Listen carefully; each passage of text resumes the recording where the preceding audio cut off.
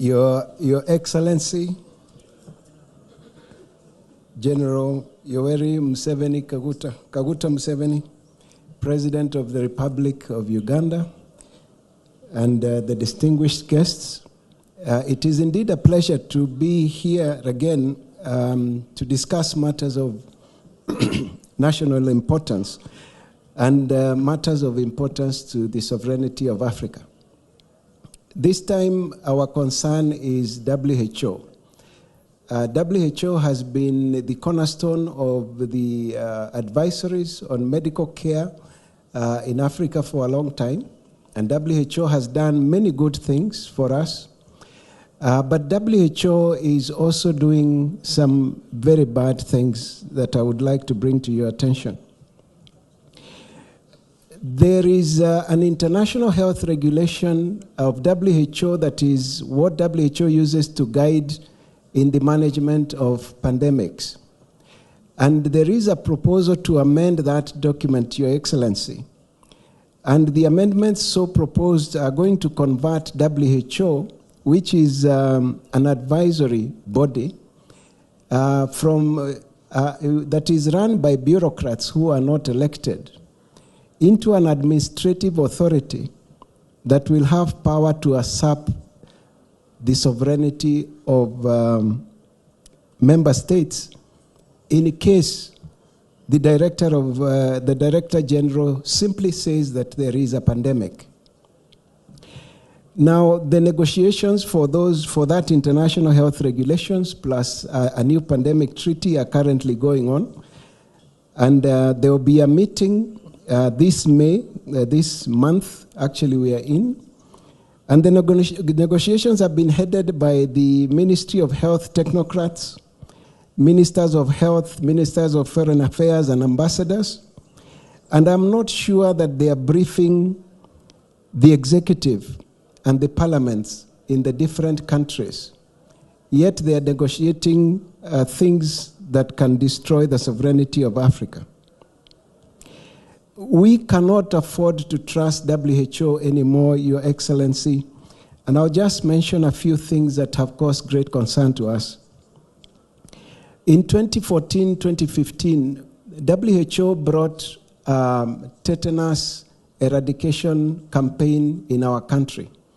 It was a campaign to eradicate neonatal tetanus, babies who are born who eventually get tetanus. And the vaccine that was used is a different type of a tetanus vaccine that is a fertility regulating vaccine, where they take tetanus and combine it with a hormone called human chorionic gonadotropin that supports pregnancy. And when you inject a woman with that vaccine, she produces antibodies against that hormone and therefore is rendered sterile. So we are noticing an increase in the number of infertility cases among young couples who you examine and they are normal but cannot get children, or couples who are losing 3, 4, 5 pregnancies before they can carry any pregnancy to term. We were able to expose this, and we have even published a paper that is available. And fortunately, in 2017, WHO said Kenya is now free of neonatal tetanus, and they left our country.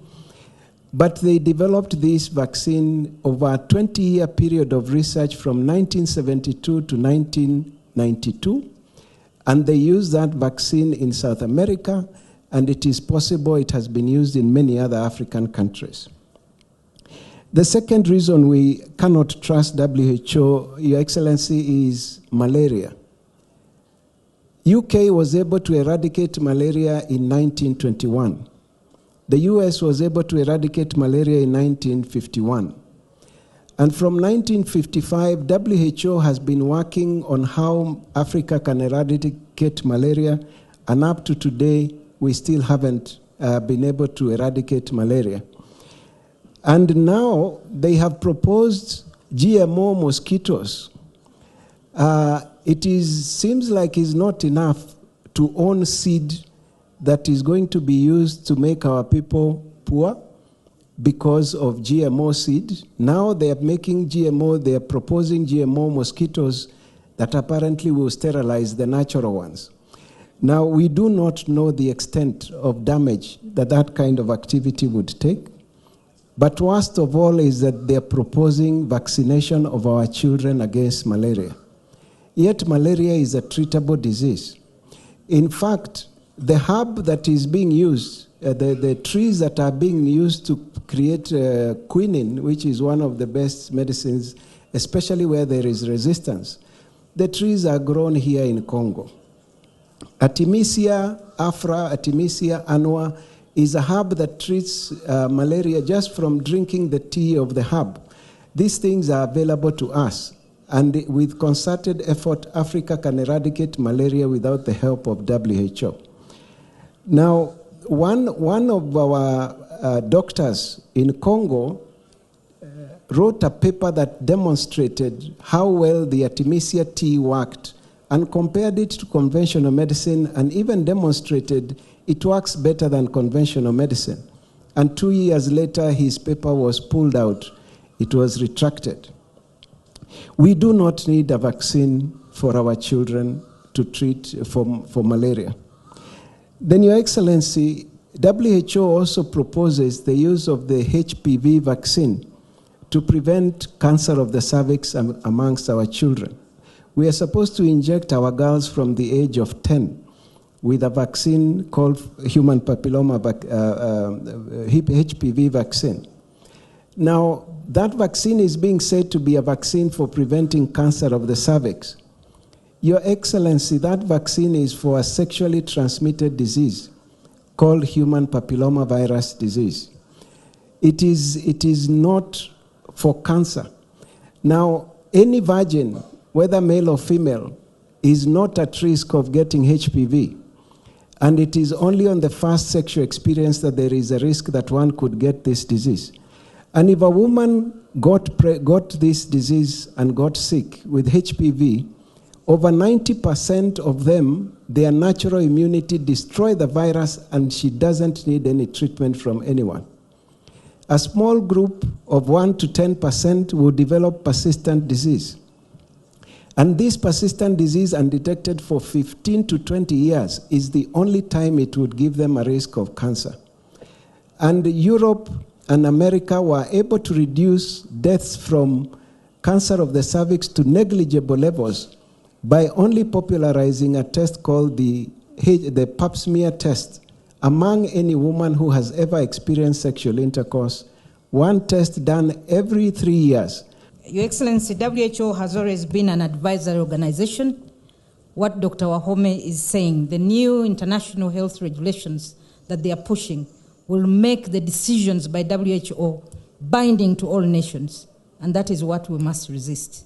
So if they decided that Uganda needs to have this vaccine, then it will ensure that the vaccine is actually given to all the people, because that is their decision. And those are the health regulations that we are saying should not be passed by the health ministers.